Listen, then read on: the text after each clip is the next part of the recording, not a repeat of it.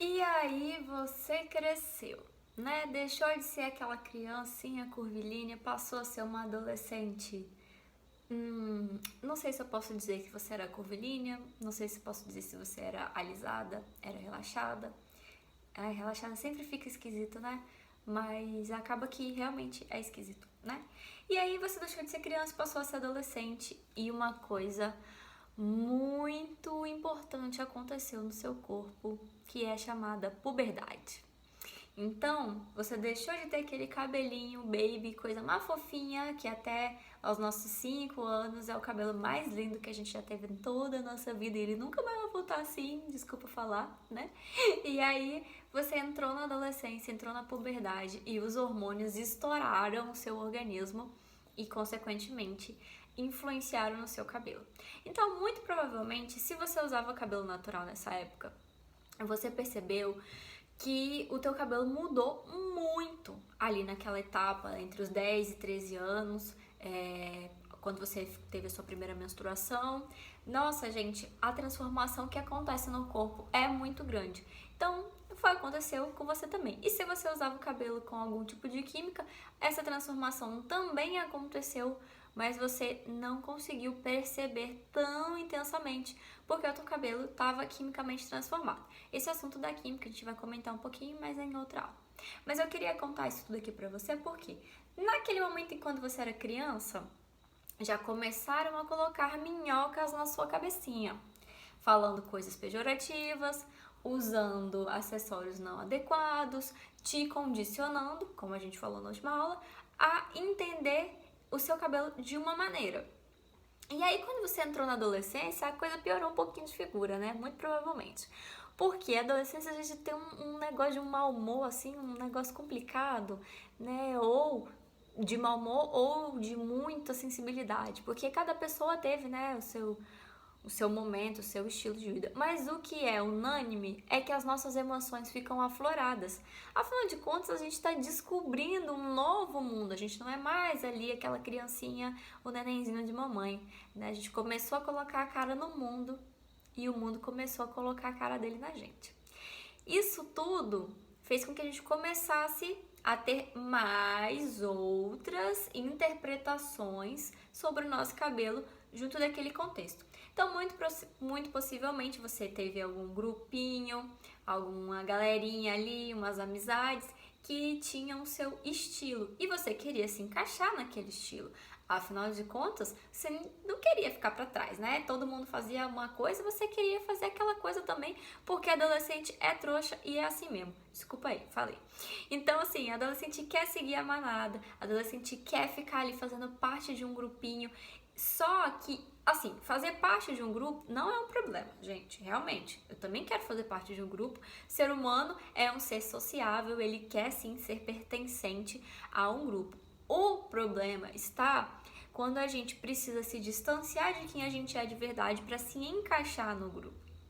E quando a gente é adolescente, especialmente quem viveu na era antes do digital, entreguei a idade aqui, que você era adolescente, não tinha telefone, não tinha smartphone, quer dizer, telefone tinha, né, gente, mas, né, não era smartphone.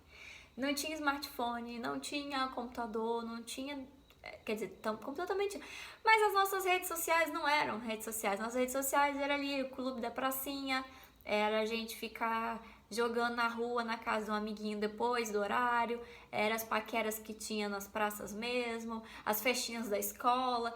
Então, o nosso núcleo, o contato com novas informações era completamente restrito, né? Era só aquilo ali que a gente tinha. Então, se você convivia num meio em que todo mundo alisava o cabelo ou que todo mundo tinha cabelo liso, automaticamente você se sentia deslocado ali, tipo, né? Aquela ali, enfim, de alguma maneira aquele grupo não, você não se integrava completamente àquele grupo. E aí, com acesso às químicas, eu vou falar isso de modo geral aqui. Eu sei que talvez nem todo mundo que esteja fazendo esse curso fez química, né? E somente não sabia mesmo lidar com o cabelo até aqui, e eu vou falar disso ainda nesta aula. Mas muito provavelmente você em algum momento da vida já fez sim alguma química. E lá na adolescência a gente tinha essa facilidade, né? lojinhas, não, estúdios, salão de beleza de bairro, aquela tia que sabia aplicar alguma coisa, que tinha feito o curso naquela instituição famosa, e aí acabou de fazer o curso e quer usar você como voluntária, vulgo cobaia, né? E, enfim, aquele processo era porque a gente queria ficar mais bonita e queria fazer parte daquele grupo. Mas todo o olhar que aquelas pessoas tinham pra gente importava muito, porque era aquele o nosso núcleo, era somente aquele nosso ponto de referência. Então, se você fazia parte de um grupo que a beleza, a referência estética, né, era você ser lisa ou você ser alisada, com certeza você cedeu, você caiu ali junto, porque você queria fazer parte do grupo, você não queria ser a única diferentona. Ou, se você queria ser a diferentona, a gente tem outro problema, que é o que eu vou contar aqui agora. Os profissionais não estavam aptos a lidar com você. Então você nunca, eu vou dizer assim, praticamente nunca, teve acesso a algum cabeleireiro que entendesse do seu cabelo de forma natural, de forma a potencializar o formato dele, de forma a cuidar e deixar ele com um aspecto bacana, bem saudável, bem tratado, com estilo. Então, a gente não tinha, né, esses acessos, a gente não tinha naquela época referenciais de profissionais que sabiam lidar com o nosso cabelo dessa maneira. Isso porque ainda hoje também temos essa situação, tá? Não era só lá não, mas vamos falar, a gente ainda tá falando do passado, E aí, você chegava ali na tia, né, que você queria só cortar o cabelo. Você chegou na adolescência, você queria só cortar o cabelo, você sentou lá na cadeira da moça lá que era cabeleireira, e ela falou o quê? Nossa, mas cabelo sim, não dá pra deixar repicado. Ah, mas você não pode fazer uma franja. Ah, mas não vai ficar bom porque dá muito volume. Ah, mas você não quer fazer um relaxamentozinho, não? Então, tudo aquilo foi entrando como minhoca na sua cabeça. Todas as coisas que as pessoas tinham falado pra você, todas as vivências da sua família, todos os comentários dos profissionais que estavam, que você foi atendida, se você foi fazer escova, se você foi alisar, enfim, o que você foi fazer, tudo o que falavam com você ficou marcado para você como uma verdade. Muitas vezes a gente não tem esse clique de se questionar, né? Muitas vezes a gente não tem. E mesmo se a gente tem, como foi o meu caso, porque, por exemplo, eu nunca tinha alisado meu cabelo até acho que os 17 anos, 16, 17 anos, agora eu não lembro bem qual foi a idade. Mas existia sim a cultura, as minhas colegas todas tinham cabelo cacheadinho, molinha, né? Minhas colegas são morenas, minhas colegas de infância são morenas e negras todas, praticamente. Ou amigas de infância, né? E elas já relaxavam o cabelo com 10, 12 anos. E aí quando eu mudei de escola, que eu fui para uma escola maior, aí ficou bem confuso, né? Porque tinha muita gente, né? Ali, muitos estilos, muitas pessoas. Então, pra mim ficou mais fácil de não querer alisar o meu cabelo, né? Já que ali eu tinha uma pluralidade. Mas quando eu era criança, e essas amigas que tinham cabelo relaxado, o meu cabelo era um pouco não, era bem menos. Era bem menos volumoso, cacheado e definido do que ele é hoje. O que não é um problema, mas faz com que dentro daquela circunstância, meu cabelo nunca tinha sido visto como um alvo fácil para um relaxamento, para um alisamento. Quando eu entrei na adolescência, sim, porque com meus 13 anos meu cabelo ficou bem cacheado, é muito parecido com esse cabelo que eu tenho hoje, só que, claro, era outro corte e eram outros produtos que eu usava, então isso tudo interfere no aspecto, né, no aspecto visual que o cabelo apresenta.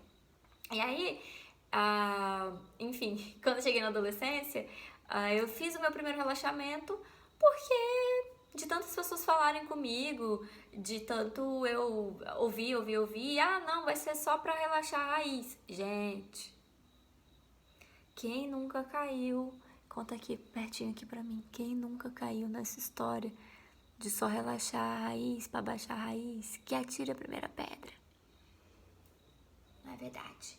E o pior, você acreditou que ia ser só a raiz. porque você não tinha o entendimento de que a raiz ia crescer, ia virar meio, e que ela ia crescer mais, ia virar ponta. Porque a gente pensava que a raiz, a gente achava que aconteceria, sei lá, um milagre, né? Que o cabelo ia crescer aqui e ele ia se transformar quando ele virasse meio, e ele ia se transformar de novo quando ele virasse ponta. Que nunca aconteceu, né? Então tudo isso foi somando as experiências. Me diz aqui nos comentários se eu tô ou não estou certa nisso. Se você, ou melhor, se você passou ou não passou por isso. Então, este cenário foi desenhando mais uma vez, foi reforçando mais uma experiência que você teve com o seu cabelo. E aí, com o passar de seus quase 20 anos, a somatória de experiências ruins que você teve com o seu cabelo foi muito maior do que a parcela de experiências positivas que você teve com o seu cabelo. Mas ao invés de você conseguir compreender que isso foram experiências, você associou que isso era o seu cabelo. E aí você achou que a culpa era do seu cabelo. E não tô te julgando não, e não se julgue também. Quem nunca passou por isso, repito, que atire a primeira pedra. Porque é muito natural, o contexto social e cultural que a gente está inserido faz com que a gente entenda as coisas dessa maneira. Então a gente foi realmente levada a acreditar, a gente foi realmente levada a interpretar o erro como sendo do nosso cabelo, que na verdade nunca foi dele. Mas a gente vai aprofundar mais um pouquinho sobre cultura, mídias, revistas e todo tipo de canal de leitura e mídia e propaganda na próxima aula. Te vejo lá!